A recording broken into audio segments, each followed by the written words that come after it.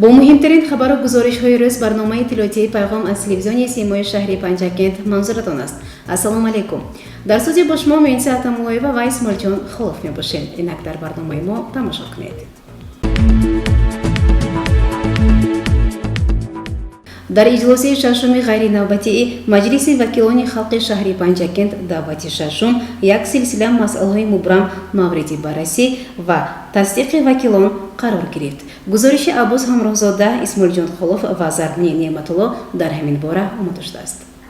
در اجلاس ششم غیر نوبتی مجلس وکیلان خلق شهری پنجکent دعوت ششم که سنه 28 می سال 2021 برگزار گردید، یک قطار مسئله های مبرم مورد تحلیل و بررسی و قبول قرارها از طرف وکیلان مجلس وکیلان خلق شهری پنجکent برگزار شد. اجلاس غیر نوبتی را رئیس شهر پنجکent، رئیس مجلس وکیلان خلق شهر پنجکent، وکیل از حوزه انتخاباتی سوزنگران رقم 8 عبدالخالق خالقزاده آغاز نموده حاضرین را با روزنامه آن شناس کرد. سپس تحت صدای سرودی ملی جمهوری تاجیکستان اجلاس ششم غیر نوبتی مجلس وکیلان خلق شهر پنجکent دعوت ششم به کار خود آغاز نمود. از روی مسئله یکم اجلاسیه درباره وارد نمودن تغییر الوه ها به قرار مجلس وکیلان خلق شهر پنجکent از 30 دکامبر سال 2020 رقم 47 درباره تصدیق بودجه شهر پنجکent در سال 2021 و اجرای بودجه سال 2019 سردار ریاست مالیه شهر پنجکent میرزا حافظیان جهان گزارش داد. وابسته به این مسئله رئیس شهر پنجکent، رئیس مجلس وکیلان خلق شهر پنجکent عبدالخالق خالقزاده اندیشه و ملاحظات خویش را بیان نموده در این باره وکیلان قرار قبول کردند. همینطور اجلاسیه درباره پیش از مهلت قطع نمودن وکالت وکیلی مجلس وکیلان خلق شهر پنجکent از حوزه انتخاباتی و شنی رقم 4 مکملزاده شاهده و از هیئت کمیسیون دائمی مجلس وکیلان خلق شهر اوید به مسئله های علم، معارف، فرهنگ، سیاست جوانان، حفظ اجتماعی، صحتی عامه، حفظ طبیعت، مسائل عائله و زنان خارج و از وظیفه رئیس کمیسیون مذکور آزاد نمودن وکیل مجلس وکیلان خلق شهر پنجکent از حوزه انتخاباتی و شنی رقم 4 مکملزاده شاهده قرارهای ضروری را به تصویب رسانید. در اجلاسیه اوید به تعیین نمودن انتخابات با عوض وکیل خارج شده مجلس وکیلان خلق شهر در حوزه انتخاباتی و شنی رقم 4 و درباره تشکیل کمیسیون شهری انتخابات با مجلس وکیلان خلق شهر پنجکent قرارها قبول کرده شدند. در اجلاس غیر نوبتی یک قطار قرارهای رئیس شهری پنجکent از طرف وکیلان مورد تصدیق قرار داده شد. در اجلاس ششم غیر نوبتی مجلس وکیلان خلق شهر پنجکent دعوت ششم از روی همه مسئله های محاکمه شده رئیس شهر پنجکent، رئیس مجلس وکیلان خلق شهر پنجکent، وکیل از حوزه انتخاباتی سوزنگران رقم 8 عبدالخالق خالقزاده اندیشه و ملاحظات خویش را بیان نمود و هدفهای قبول این قرارها را برای رشد اقتصادی و اجتماعی شهر پنجکent خیلی مهم ارزیابی کرد. اجلاس ششم غیر نوبتی مجلس وکیلان خلق شهر پنجکent دعوت ششم تحت صدای سرودی ملی جمهوری تاجیکستان کار خود را به انجام رسانید.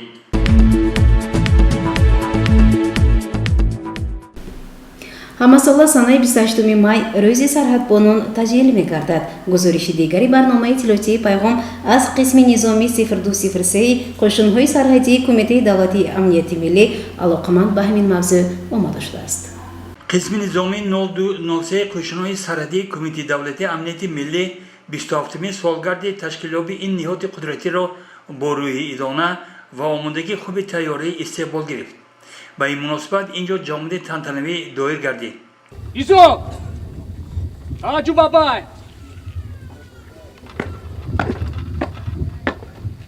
محترم رئیس، هیئت شخصیت رئیس سرحدی بخشیده با 27مین سوگوار تصفیه‌یابی قشرهای سرحدی سام فرستند. پوینی هوای صدر ارتش سرحدی پتبالکوری بدالov. سلام رفیقان. سلام محترم رئیس. بزرگ.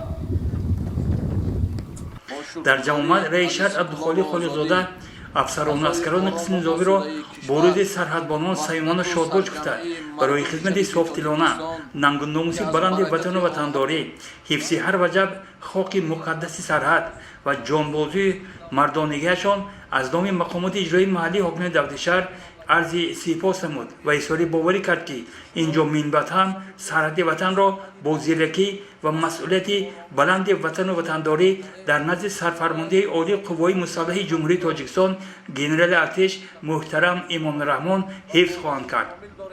بعداً با افسران و عسکران که در جریان خدمت با مادر وطن تشبث جوانمردی ظاهر می‌نمایند سپاسنامه مقامات اجرایی حکومت دولت شهر و کتاب تقدیم کرده شد. برای چنین توجه و غمخواری افسران و عسکران اظهار سپاس نمودند. وعده دادند که منبت هم هر وجب خاک سرحد را چون گوهر چشم حفظ خواهند کرد. خود امروز برای افسران و عسکران برنامه کنسرتی نمایش داده دستورخوان ادانه آراسته شد.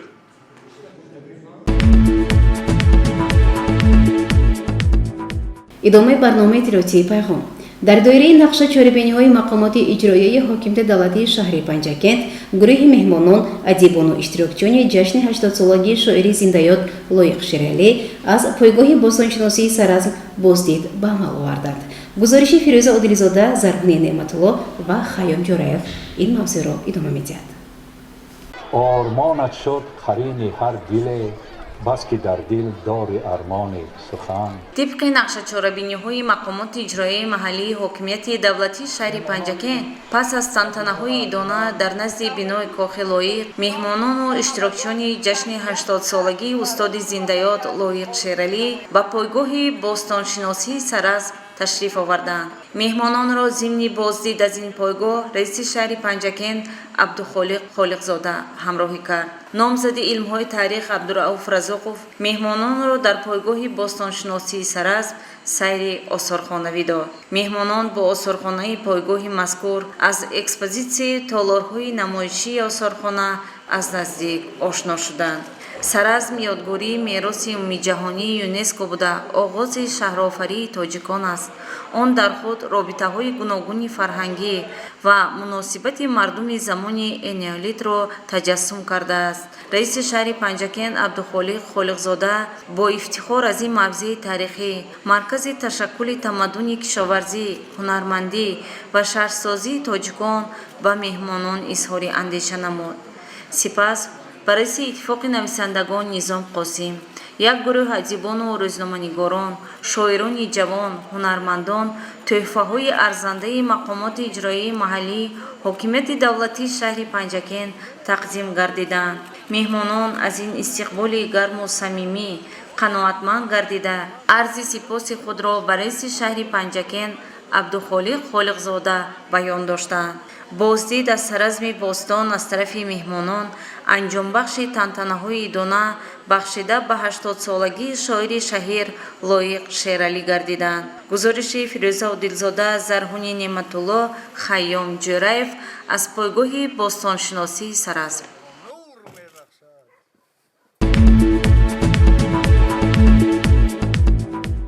بزرگی شاعر خلقی تاجیکستان لایق شیرالی و اشعار دلپسندش در یک محفل جالب با اشتراک شاعر محبوب خیراندیش باری دیگر تاکید گردید. گزارش یزدانقل مولانوف و اسماعیل جان خولوف از همین خصوص نقل می‌نماید. محفل شعر سرود با اشتراک شاعر محبوب خیراندیش بخشیده به 80 سالگی شاعر خلقی تاجیکستان لایق شیرالی که با اقدام وزارت کارهای داخلی جمهوری تاجیکستان راه اندازی گردید در تالار کاخ لایق اخلاصمندان زیاد شعر و طرب را به هم آورده بود. بهترین گنجی که آدم یافت گر سیم و زر است، بهترین گنجی که گم کرد او محبت بوده است. و روی این برنامه من پالکوونیک میلیسیا عمرجان امالی هستم، معاون راهبر دستگاه وزیر کارهای داخلی. و پیشبرنده محفل استاد خیراندیش و اینک شما صحنه و استاد خیراندیش. مرحمت.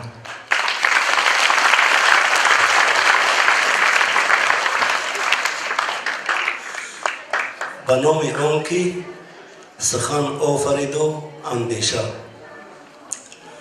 گل و بهار و چمن آفرید و اندیشه، چمن چمن چمنستان شوید اهل کلام، بهار مقدمتون تاج سر، سلام سلام. بعداً بزم شعر آغاز یافت که در آن اشتراکچیان چه خرد و چه بزرگ با مهر اخلاص و احترام اعتقاد از اشعار شاعر دلی دیده ها لایق شیرین کلام پارچه های شعری قرائت نمودند. ما بحر دلشناسان شعر و ترانه هستیم، بحر نواشناسان چنگ و چغانه هستیم. گویند شاعر خوب فرزند دور خویش است، بحر زمان شناسان ما خود زمانه هستیم. نم نمی بارون چو یادت کرد یادت میکنم، برگ گل چون بوی تو آورد یادت میکنم.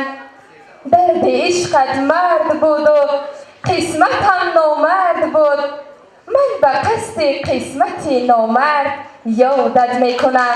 میان ما هر آنچه بود چشمان تو میداند، گر آتش بود یا هم دود چشمان تو میداند. شاعر خیراندیش با حس اخلاص و محبت نسبت به اشتراکچیان بهترین ها را معرفی نموده و آنها کتاب و تحفه‌های پولی تقدیم داشت. آن روز در هدف آموزگاران و خوانندگان مؤسسه‌های تعلیمی آدمان کسب و کار گوناگون از جمله کارمند آسایشگاه شاهنبری میرزا یوسف طاهری نیز شرکت ورزیده مهر و اخلاص و احترام اعتقاد خود را نسبت این فرزند فرزانه ملت با قرائت چند پارچه شعری و خاطره از لایق شیرین کلام بیان داشت.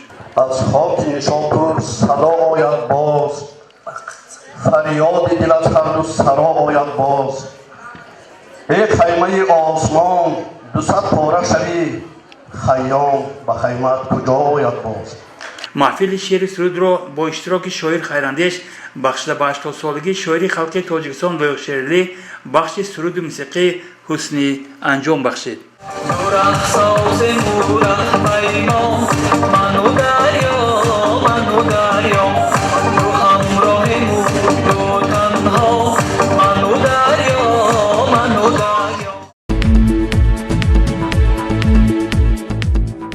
در بیمارخانه مرکزی شهر پنجکند ملاقات نوبتی نماینده وکالتدار شعبه منطقوی ریاست نظارت دولتی مولوی و مبارزه با کروپسیا در وادی زرافشان صاحب نظرزاده منوچهر با کارمندان ساحه تندرستی برگزار گردید.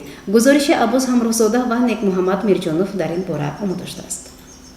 ملاقات نوبتی نماینده شعبه منطقوی نظارت دولتی مولوی و مبارزه با کروپسیا در وادی زرافشان صاحب نظرزاده منوچهر با کارمندان ساحه تندرستی شهر پنجکند برگزار شد. این ملاقات را سردکتر بیمارخانه مرکزی شهر پنجکند محمد مراد سفرزاده حسنی آغاز بخشید و اظهار داشت که چنین ملاقات و صحبت ها جهت بلند برداشتن معرفت حقوقی کارمندان ساحه و پیشگیری از عملهای کروپسیونی اهمیتی بسیار کلان دارد. نماینده شعبه منطقوی ریاست نظارت دولتی مولوی و مبارزه با کروپسیا در منطقه زرافشان صاحب نظرزاده منوچهر با حاضرین نخست درباره مقصد و مرام چنین ملاقات و صحبت ها اندیشه و ملاحظات خویش را بیان نموده درباره تطبیق مرحله دوم استراتژی ملی مقاومت با کروپسیا در جمهوری تاجیکستان از جمله چنین اطلاع داد. جمهوری تاجیکستان در مرحله دوم انجامیابی برنامه دولتی ضد کروپسیونی قرار دارد، یعنی به حالت 3 آگوست سال 2020 فرمان پرزیدنت جمهوری تاجیکستان درباره عملی نمودن استراتژی مقاومت با کروپسیا برای سالهای 2013-2020 انجام یافت و در این دوره پس از به اتمام رسیدن مهلت عملی فرمان مذکور از جانب اگنتی نظارت دولتی مولوی و مبارزه با کروپسیا جمهوری تاجیکستان با در نظر داشت به اعتبار گرفتن کارهای انجام داده شده، مانیتورینگ حالت اجرای این مقررات سند بین‌المللی انجام داده شد. وقتی که شما میدونید که یکی از اجرای عهدهدارهای بین‌المللی طبق قانون جمهوری اسلامی درباره سندهای حقوقی وقتی که جمهوری اسلامی یک برنامه دولتی را راتیفیکاسیون میکند یعنی که به تصمیم رساند در دایره به تصویب رسانیدن سند بین‌المللی حالت‌های حسابات‌های اموری را با در نظر داشت مقررات‌های اجرا شده و عهدهداری‌هایی که از استراتژیای مقاومت بر ضد کورپسیا در سطح سازمان ملل متحد برمی‌گیرد با سطح سازمان ملل متحد پیشنهاد می‌کند. همزمان صاحب نظرزاده منوچهر با حاضرین اظهار داشت که با وجود با سازمان‌های جهانی پیشنهاد نمودن حسابات‌ها تا به حال مسئله مبارزه بر ضد عمل‌های کورپسیونی نگران کننده باقی مانده است. هرچند ما در مرحله انجامیابی برنامه دوم دولتی قرار داشتیم ولی اکثریت مقررات‌های انجام داده شده که بعدا من واسه شما می‌رسونم عهدهداری‌های بین‌المللی اجرا نگردیدند.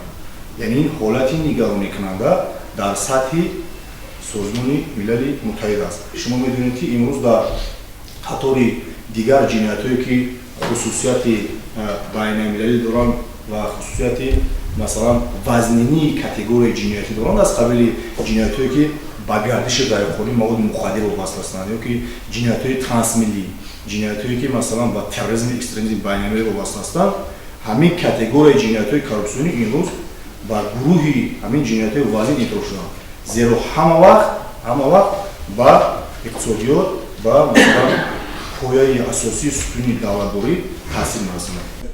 در این ملاقات به یک قطار سوال و درخواست‌های اشتراکیان آن جواب‌های مشخص داده شد. سردکتر بیمارخانه مرکزی شهر پنجکین محمد مراد سفرزاده برای برگزاری چنین ملاقات به رهبریت شعبه منطقوی ریاست نظارت دولتی مالیوی و مبارزه با کورپسیا در وادی زرافشان عرض سپاس نمود و اظهار داشت که در این سمت از طرف رهبریت بیمارخانه مرکزی و مؤسسه‌های تندرستی شهر و دهات پنجکین تدبیرهای مشخص اندیشیده می شود.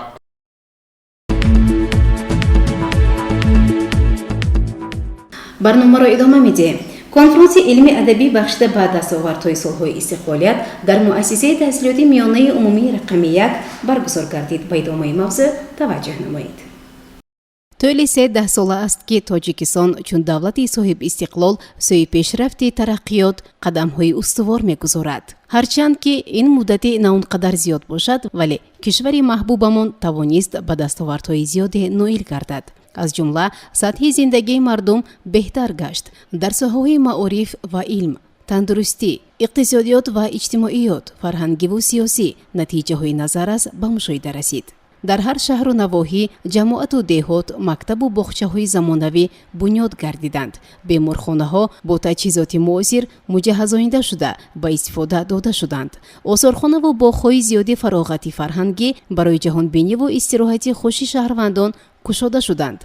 در ساحه ورزش باشد ورزشکاران با مهارت و ملکه خویش پیروزی به دست آورده موفق شدند که پرچم جمهوری به این خاطر برافروخته شود.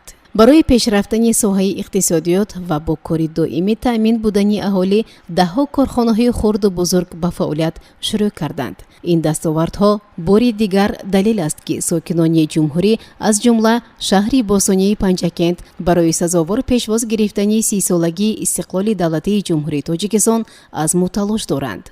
در چاره‌بینی که خوانندگان صنف‌های 9, 10 و 11 مؤسسه تحصیلاتی میانه عمومی رقم 1 شهر پنجکند گذرانیدند، باری دیگر این دستاوردها با دلیل‌ها تاکید شدند. آموزگاران فن تاریخ و حقوق این مؤسسه سوپیا نظیرова، زوهینا حاجیeva، میشگانا ارگاشova، دلافروز خولمرادova، پروینا حکمت‌اللهیova، مارینا زینیeva و امید حسینova در یک جایگی با شاگردان کنفرانس علمی ادبی تحت عنوان دستاوردهای استقلالیت را برگزار نمودند. تجربه جهانی نشان می‌دهد که رشد ساحه معارف هدف استراتژی سیاست دولت تاجیکستان میباشد. علم و معارف در همه دور و زمان‌ها نشانه تمدن و تاریخ و فرهنگ هر یک دولت و ملت میباشد.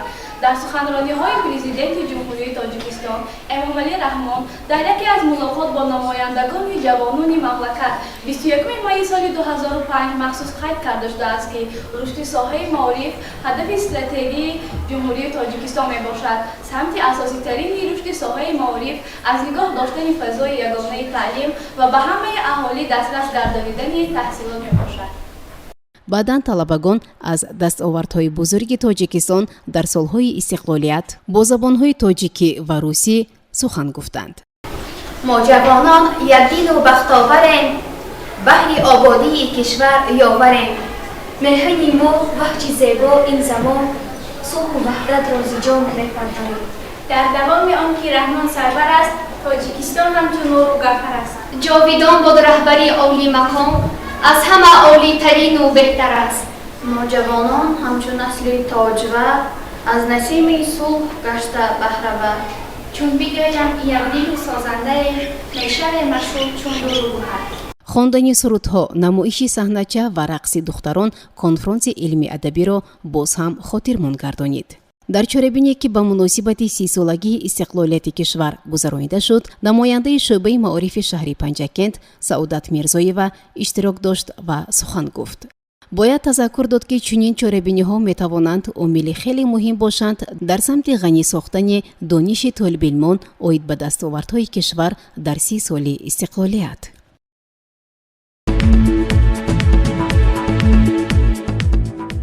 вобаста ба талаботи қарори ҳукумати ҷумҳурии тоҷикистон аз санаи 6 майи соли 2021 дар шаҳру деҳот дар ду давр аз санаи 31 май то 5 июн ва аз 28 июн то 3 июл байни кӯдакони то 65 моҳа иммунизатсияи иловагӣ бар зидди бемории фалаҷ гузаронида мешавад.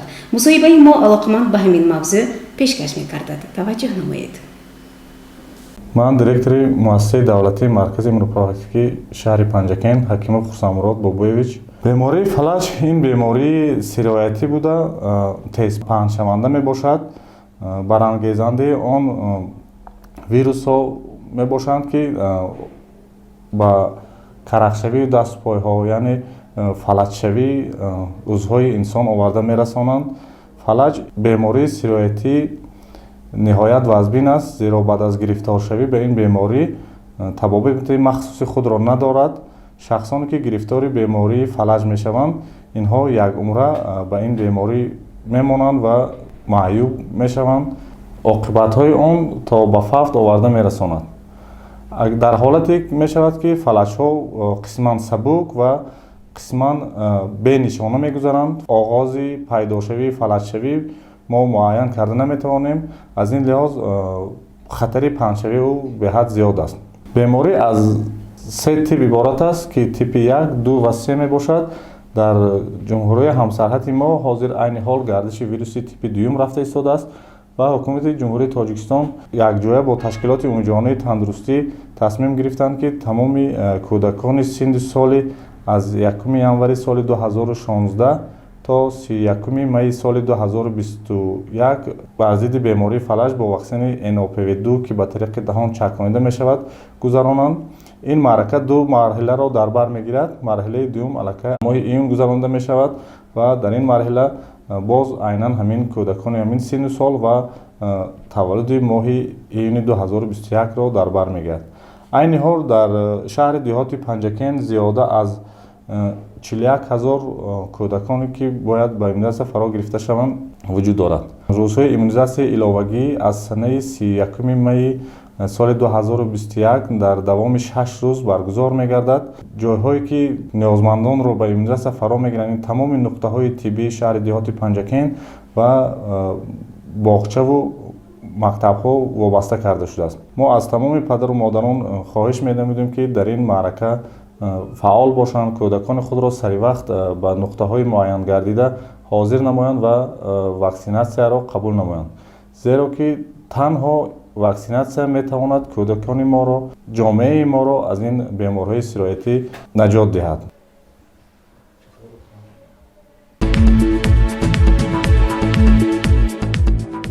устодон ва донишҷӯёни коллеҷи тиббии шаҳри Панҷакент 80-солагии шоири халқии Тоҷикистон Лоиқ Ширалиро самимона ва бо эҳтироми зиёд нисбати ин фарзону фарзанди миллат استقبال گرفتند. توجه نمایید به گزارش خبرنگاران ما.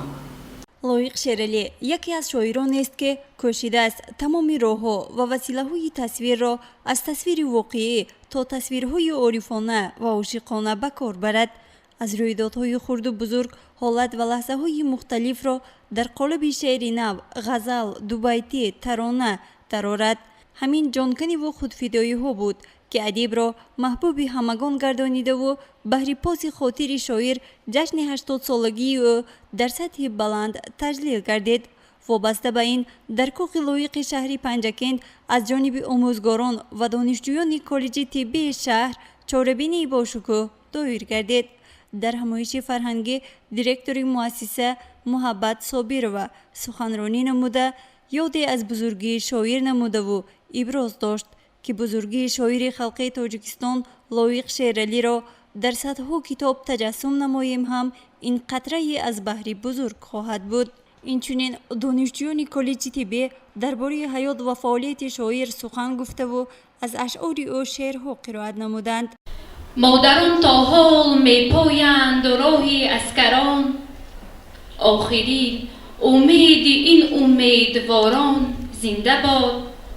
تشنگی خوب است وادارد که جوی چشمه، تشنگی های دل از دیدار یاران زنده باد.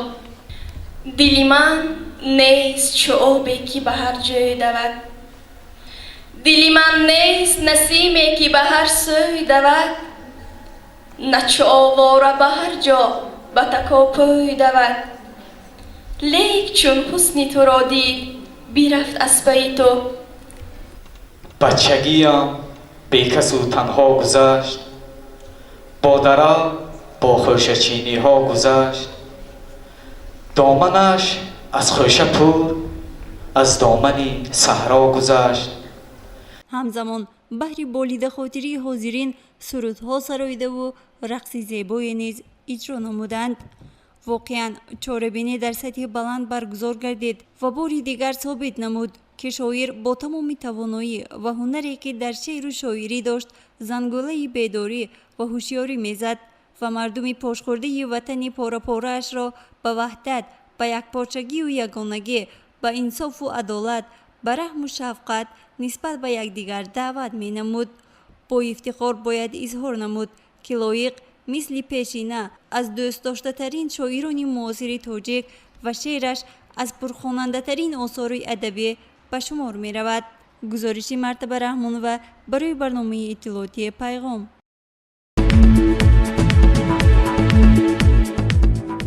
بینندگان گرامی، حال باشد به یک اعلان توجه نمایید.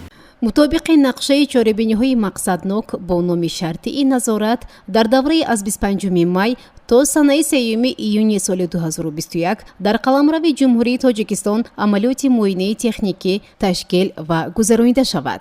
هیئت شخصی خدمات راهبانی بازرسی دولتی اتومبیلی برای آشکار و پیشگیری نمودن دلایل استفاده برای واسطه‌های نقلیاتی که در مهلت‌های مقرر شده از معاینه تکنیکی دولتی نگذشته‌اند سفربر کرده شده، استفاده برای منبعه آنها را با گرفتن رقم‌های قیدی دولتی منع نمایند. جهت معین نمودن واسطه‌های نقلیاتی شخصانی حقوقی و واقعی که از معاینه تکنیکی دولتی نگذشته‌اند در یک جایگی با ناظران منطقوی، کارمندان غیرشتاتی و دیگر خدمات میلیسیا، اینچنین نماینده‌های مقامات انداز، سنجش‌های مشترکی کارخانه مؤسسه‌ها، تشکیلات‌ها، توقفگاه‌ها و منطقه‌های استقامتی شهروندان تشکیل کرده شود. با مقصد به سمع اهالی رسانیدن ماهیت عملیاتی معاینه تکنیکی، پانو و شعار آویزه ها را با متن داخلدار تیار کرده در ترمینال ها، کارخانه مؤسسه ها، نزد بازار و جای جمعشوی زیادی آدمان، اینچنین در پاسگاه های دائم و عمل کننده بازرسی دولتی اتومبیلی و داخل نقلیات ها نصب کرده شود. رویخط واسطه‌های نقلیاتی شخصانی حقوقی و واقعی که با معاینه تکنیکی پیشنهاد نشده‌اند به مقامات انداز محلی جای قید واسطه‌های نقلیات ارسال کرده شود.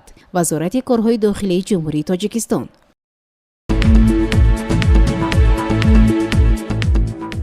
تماشاگران گرامی، در همینجا برنامه اطلاعاتی پیغام به پایان میرسد. تا برنامه دیگر شاد و پیروز باشید. خیر.